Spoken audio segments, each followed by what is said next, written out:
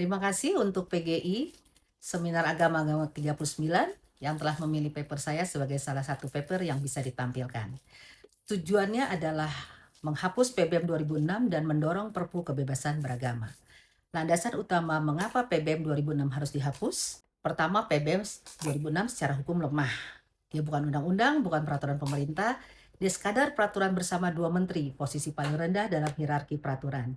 Tidak diakui dalam Undang-Undang Nomor 12 Tahun 2011 sebagai jenis peraturan perundang-undangan. Sehingga PBM itu cacat formal, dapat dibatalkan tanpa proses legislasi panjang. Yang kedua, PBM itu bertentangan langsung dengan Undang-Undang Dasar 1945. Pasal 28E ayat 1 tentang kebebasan memeluk agama, pasal 28I ayat 1 hak beragama adalah hak asasi non-derogable, artinya tidak bisa dihapuskan, dan pasal 29 ayat 2 jaminan negara atas kebebasan beribadah. Jadi PBM melanggar konstitusi secara substansi. Ketiga, PBM diskriminatif dan menyebabkan kekerasan. Sudah banyak faktanya. Syarat persetujuan warga sekitar 60 orang itu melegalkan tyranny of majority. Dan itu menjadi sumber langsung konflik gereja, vihara, bahkan masjid minoritas.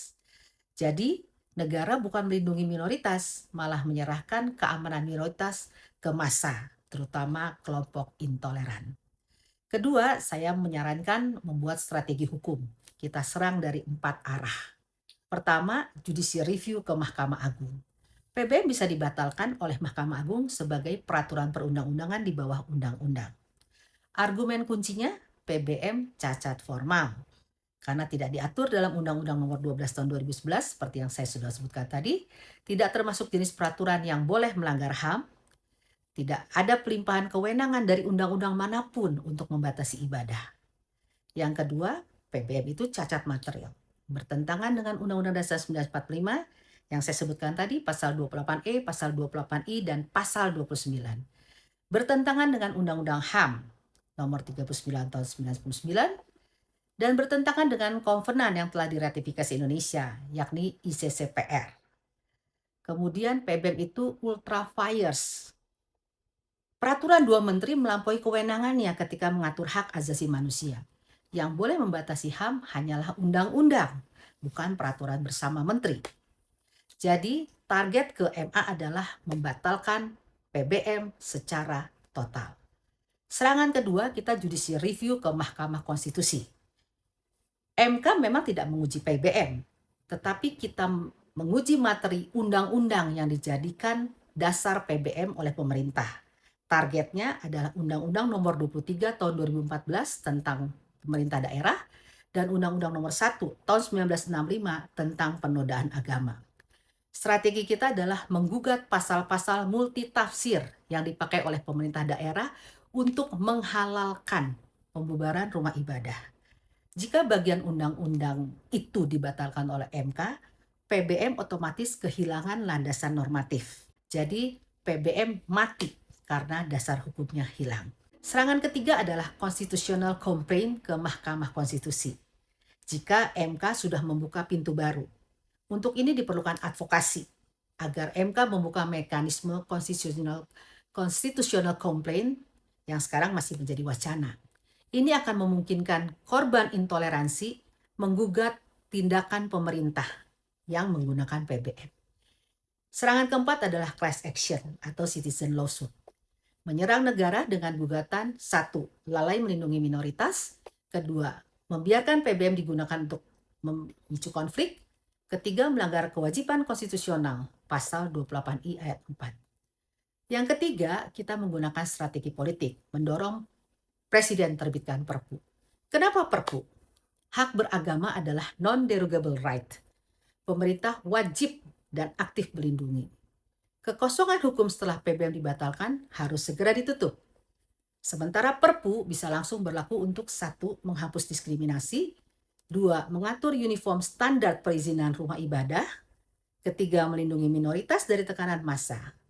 Jadi narasi Perpunya adalah PBM membahayakan keutuhan nasional karena memicu konflik horizontal. Negara harus kembali ke Undang-Undang Dasar 45, bukan tunduk pada tekanan mayoritas. Perpu akan menciptakan standar nasional yang adil dan tidak diskriminatif. Draft Perpu kurang lebih hak beribadah dijamin tanpa diskriminasi. Perizinan rumah ibadah cukup dengan standar teknis, IMB atau PBG. Tidak perlu persetujuan warga. Ketiga, kriminalisasi pembubaran tempat ibadah oleh ormas atau massa ada hukuman pidananya. Dan negara wajib hadir melindungi minoritas. Yang keempat adalah strategi publik. Bagaimana membangun opini nasional. Kunci narasi publik adalah Perpu kebebasan beragama bukan untuk minoritas, tetapi untuk menjaga martabat Negara Kesatuan Republik Indonesia. Sementara PBM adalah sumber kerusuhan, dan negara tidak boleh melempar urusan agama ke tangan massa, terutama yang anti toleransi. Instrumen kampanye yang bisa kita gunakan adalah membuat VT 3 menit viral. PBM adalah bom waktu toleransi Indonesia. Atau VT 15 menit yang bersifat investigasi, kita memuat data kekerasan berbasis PBM. Kita juga bisa masuk ke Thread, X, atau Instagram dan menyebutkan fakta mengapa PBM tidak konstitusional. Dan tidak lupa kita menyebutkan testimoni korban gereja, masjid minoritas, dan vihara. Kita bisa gunakan influencer muslim moderat seperti beberapa pembicara yang hadir dalam seminar agama-agama hari ini. Kedua, kita bisa lobby ke Menko Polhukam dengan framing konflik rumah ibadah akan membuat pemilu 2029 akan keras jika PBM tidak dihapus. Kita juga lobby ke Kemenkumham dengan mempersiapkan legal memorandum bahwa Perpu ini memenuhi syarat kegentingan yang memaksa. Dan yang terakhir kita mendorong DPR, Komisi 3 dan Komisi 8 untuk membuat gagasan Perpu. Framingnya adalah perlindungan rumah ibadah itu sangat menjaga stabilitas nasional. Strategi lain adalah kita menggunakan tekanan internasional. Kita menggunakan instrumen special report ke UN, laporan UPR. UPR adalah laporan 4,5 tahunan setiap pemerintah anggota PBB tentang hak asasi manusia. Kita bisa ke Amnesty International, bisa ke Human Rights Watch, bahkan kita bisa ke dubes negara-negara yang Democratic League. Tujuannya meningkatkan tekanan kepada pemerintah untuk mereformasi kebebasan beragama.